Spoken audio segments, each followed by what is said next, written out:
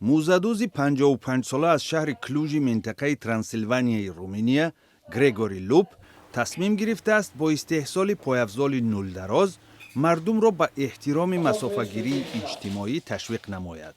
کفش هایی که او دوخته است با چنک اروپایی به مقیاس 75 برابر می باشند.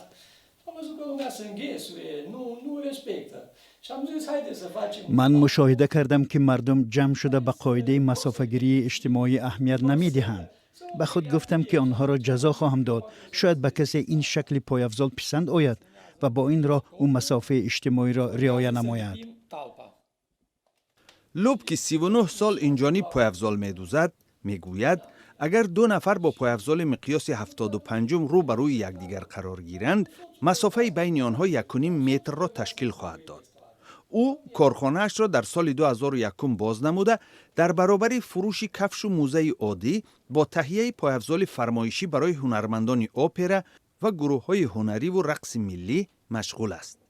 سرایت کوروناویروس باعث لغو هنرنمایی‌ها و جشنواره‌های هنری گردیده تجارت لوپ را با بنبست مواجه کرد.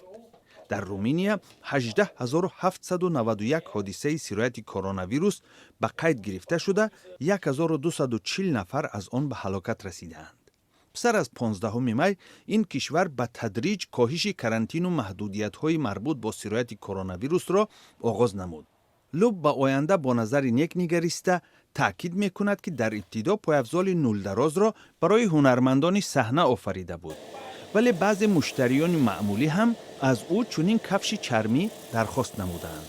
استحصال یک جفت کفش برای حفظ مسافه‌گیری اجتماعی 2 روز را در بر گرفته نرخ آن به 500 لی یا خود $115 آمریکایی مساوی بوده است.